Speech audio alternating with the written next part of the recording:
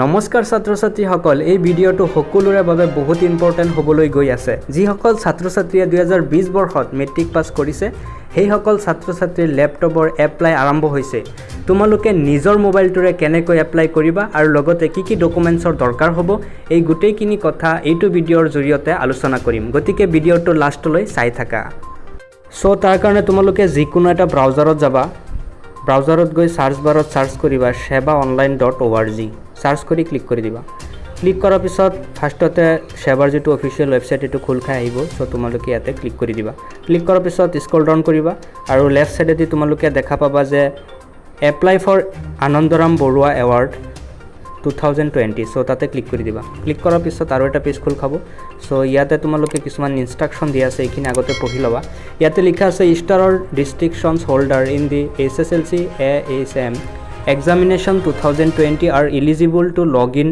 and apply through this portal ইয়াতে কোৱা হৈছে যিসকল ছাত্ৰ ছাত্ৰী স্টাৰ আৰু ডিস্ট্ৰিকশন মাৰ্ক পাইছে আসাম SSLC আৰু আসাম হাই মাদ্ৰাসা পৰীক্ষাত সেই সকল ছাত্ৰ ছাত্ৰী অকল ইয়াত লগ ইন কৰিব পাৰিব সেকেন্ড নম্বৰত দিয়া আছে make sure that you type the roll and number correctly as per your admit card ইয়াতে কোৱা হৈছে যে এডমিট কাৰ্ড মতে তোমালোকৰ ৰুল আৰু নাম্বাৰটো দিব লাগিব থাৰ্ড নম্বৰত কোৱা হৈছে candidate should have a bank account in his her name as per admit card bank account in any other name or identity will not be accepted so ইয়াতে এটা গুৰুত্বপূৰ্ণ কথা কৈছে যে ক্যান্ডিডেটৰ অৰ্থাৎ যোনে এপ্লাই কৰিব তাৰ নিজৰ বেংক একাউন্ট হ'ব লাগিব বেলেগৰ বেংক একাউন্ট দিলে নহব সো তোমালোকে এই পইণ্টটো মনত ৰাখিবা যে বেলেগৰ একাউন্ট নম্বৰ দিলে নহব নিজৰ একাউন্ট নম্বৰ হ'ব লাগিব সো 4 নম্বৰত কৈছে kindly keep A scanned image of the front page of your bank passbook with you the scanned image should have your name account number IFSC code and photograph clearly visible so ইয়াত কৈছে যে তোমালোকৰ যেটো bank passbook আছে তাৰ যেটো front page আছে তাৰ এটা স্ক্যান কপি আপলোড কৰিব লাগিব আৰু তাতে তোমালোকৰ যেটো নাম একাউন্ট নম্বৰ আৰু IFSC কোড আৰু লগতে তোমালোকৰ যিখন ফটোগ্ৰাফ থাকিব তাতে ফটো লগোৱা থাকিব এটো ক্লিয়াৰ হ'ব লাগিব যদি ক্লিয়াৰ নহয় হয়তো পিছলৈ ৰিজেক্ট কৰি দিব পাৰে সো তোমালোকে এইখিনি কথা আগতে ধ্যান দিব লাগিব 5 নম্বৰত কৈছে যে technical specification of the above scan image as follows তো ইয়াত কোৱা হৈছে যে তোমালোকৰ যেটো ডকুমেন্টৰ সাইজ হেতু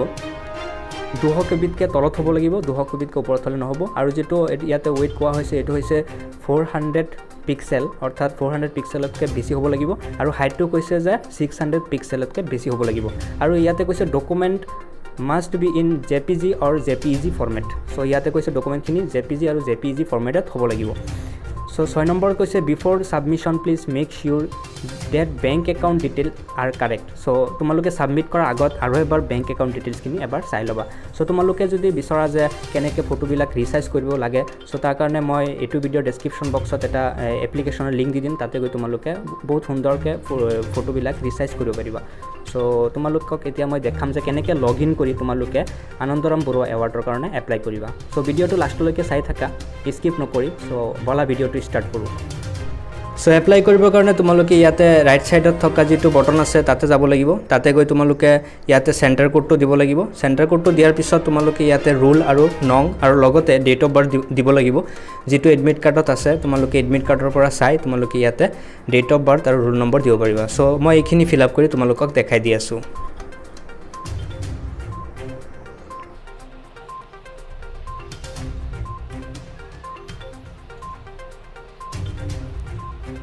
ডেট অফ বাৰ্থ দিয়াৰ সময় তোমালোকৰ আগত এনেকৈ এটা ক্যালেন্ডাৰ খোল খাই আহিব সো তোমালোকে ফাৰ্ষ্টতে ইয়াৰ পৰা তোমালোকে যেটো ইয়াৰ আছে এটো সিলেক্ট কৰি লবা ডেট অফ বাৰ্থৰ যেটো বছৰ আছে এটো মই সিলেক্ট কৰি লৈছো সিলেক্ট কৰাৰ পিছত তাত পিছত তোমালোকে সিলেক্ট কৰিব লাগিব যেটো মাহ হেতু সিলেক্ট কৰিব লাগিব সো মাহটো সিলেক্ট কৰাৰ পিছত তোমালোকে ইয়াৰ পৰা যেটো ডেট আছে হেতু ডেটটো সিলেক্ট কৰিব লাগিব এইখিনি দিয়াৰ পিছত তোমালোকে লগইন বটনত ক্লিক কৰি দিবা ক্লিক কৰাৰ পিছত আৰু এটা পেজ খোল খাব যত নেকি তোমালোকৰ যেটো ডিটেইলছ আছে আহি যাব তোমালোকে ইয়াতে দেখা পাইছা যে মই যিজন ষ্টুডেন্টৰ ডিটেইলছ ফিল আপ কৰি আছো এইজন ষ্টুডেন্টৰ গোটেইখিনি ডিটেইলছ ইয়াতে আহি গৈছে সো তাৰ তলতে তোমালোকে স্ক্ৰল ডাউন কৰিবা স্ক্ৰল ডাউন কৰাৰ পিছত তোমালোকে ইয়াতে এটা ফৰ্ম দেখা পাবা এটো ফৰ্মটো ফিল আপ কৰিব লাগিব সো ইয়াতে তোমালোকে দেখা পাইছা যে এই ফৰ্মখন ফিল আপ কৰিব লাগিব সো ইয়াতে আছে একাউন্ট নম্বৰ ফাৰ্ষ্টতে তোমালোকৰ নিজৰ একাউন্ট নম্বৰ দিব লাগিব বেলেগৰ একাউন্ট নম্বৰ দিলে নহব তাৰ পিছত আছে IFSC কোড হেতু বেংক একাউন্টৰ IFSC কোড দিব লাগিব আৰু লগতে বেংক নেম দিব লাগিব তোমালোকৰ বেংকৰ নামটো ইয়াতে দিব লাগিব তাৰ তলত দিব লাগিব ব্ৰাঞ্চৰ নাম দিব লাগিব তাৰ পিছত দিব লাগিব কেণ্ডিডেট মোবাইল নাম্বাৰ এটা তোমালোকৰ মোবাইল নাম্বাৰ দিব লাগিব ইয়াতে আৰু দিব লাগিব যে কেণ্ডিডেটছ ইমেইল তোমালোকৰ ইমেইল এটা দিব লাগিব আৰু তলতে দিব লাগিব কেণ্ডিডেটছ এড্ৰেছ তোমালোকৰ নিজৰ এড্ৰেছটো দিব লাগিব আৰু ইয়াতে দেখা পাইছা ডিস্ট্ৰিক্ট আছে ডিস্ট্ৰিক্টত তোমালোকে ইয়াতে সিলেক্টত অপশ্যন মাৰিলে আহি যাব তোমালোকে ইয়াৰ পৰা ডিস্ট্ৰিক্টটো তোমালোকৰ যোনখন ডিস্ট্ৰিক্টৰ হোৱা তোমালোকে ইয়াতে দিব পাৰিবা ইয়াৰ তলতে তোমালোকে দেখা পাইছা যে ইয়াতে লিখা আছে upload first page of bank passbook so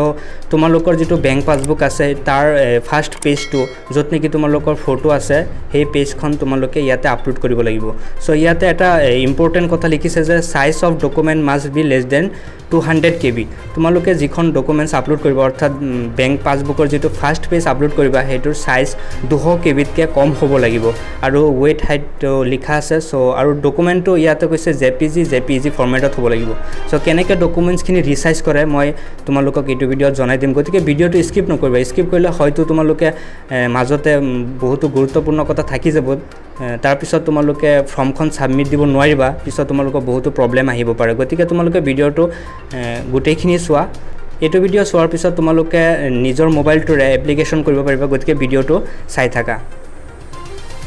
এতিয়া মই ডিটেইলছখিনি ফিল আপ কৰি তোমালোকক দেখাই দি আছো যেহেতু এইখিনি অলপ পাৰ্সোনেল ইনফৰমেশ্যন হয় গতিকে মই এইখিনি ব্লাৰ কৰি তোমালোকক নেক্সট ষ্টেপত দেখাই দি আছো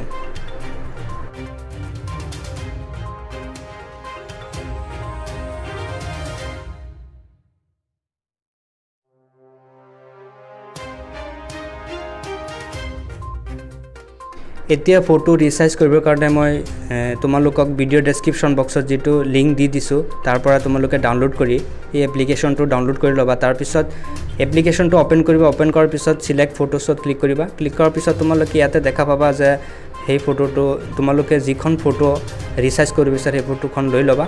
লোৱাৰ পিছত তোমালোকে দেখা পাইছে এনেকুৱা আহি যাব সো অলপ ক্ৰপ কৰি তোমালোকে মিলাই লবা যিমানখিনি তোমালোকে লব বিচাৰা সো ইয়াতে মই ইমানখিনি লব বিচাৰিছো সো এইখিনি কৰাৰ পিছত তোমালোকে ক্ৰপ অপচনত ক্লিক কৰি দিবা ক্লিক কৰাৰ পিছত যেটো দেখা পাইছে এটো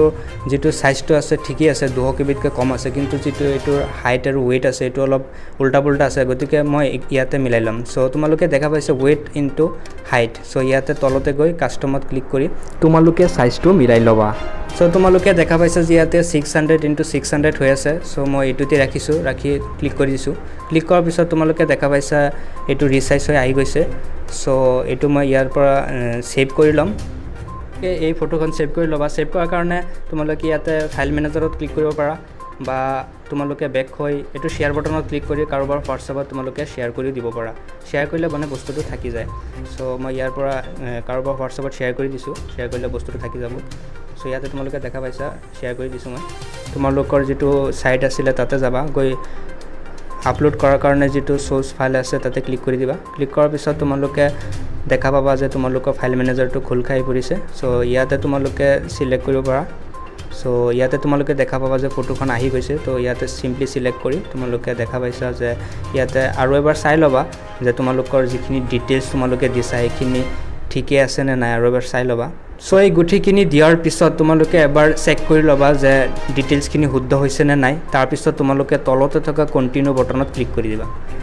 ক্লিক কৰাৰ পিছত আৰু এটা পপ আপ উইন্ডো খোল খাই আহিব যত নেকি তোমালোকক খুদিব যে তোমালোকে হসাই আপডেট কৰিব বিচাৰ নেকি ফৰ্মখন যদি কিবা মিস্টেক থাকি যায় তে তোমালোকে আকৌ এবাৰ চাই লব পাৰা সো মই চেক কৰি চালো যে ডিটেইলছখিনি সব ঠিকই আছে সো মই কন্টিনিউ ক্লিক কৰি ইয়াতো ওকে কৰি দিম ওকে কৰাৰ পিছত তোমালোকে দেখা পাবা আৰু এখন পেজ খোল খাব যত নেকি তোমালোকৰ ARN নাম্বাৰটো আহি যাব আৰু তোমালোকৰ যিখিনি ডিটেইলছ তোমালোকে ফিল আপ কৰিছা এই গুটেইখিনি আহি গৈছে সো তোমালোকে ইয়াতে আকৌ এবাৰ ডিটেইলছখিনি ভেৰিফাই কৰি লবা সো এই গুটেইখিনি ভেৰিফাই কৰাৰ পিছত তোমালোকে ইয়াতে ডিক্লেৰেশ্যনত টিক মাৰ্ক দি তাৰ পিছত সাবমিট কৰি দিবা সাবমিট কৰাৰ পিছত আকৌ একটা পপ আপ উইন্ডো খোল খাব যত নেকি লিখা আছে are you sure you want to submit so ইয়াতে আকৌ এবাৰ খুদিছে যে তোমালোকে সাবমিট কৰিব বিচাৰ নেকি সো ইয়েস মই সাবমিট কৰিব বিচাৰো সো ওকে বটনত ক্লিক কৰি দিম ক্লিক কৰাৰ পিছত ফৰ্মখন সাবমিট হৈ যাব সাবমিট হোৱাৰ পিছত তোমালোকে দেখাবা এনেকুৱা এটা PDF ফাইল খোল খাই আহিব সো তোমালোকে যদি PDF ফাইলখন সেভ কৰিব বিচাৰ তেন্তে সেভ কৰিব পাৰা নাইবা তোমালোকৰ মোবাইলত যদি PDF ফাইল সেভ অপচন নাহে তেন্তে তোমালোকে এই পেজখন তোমালোকে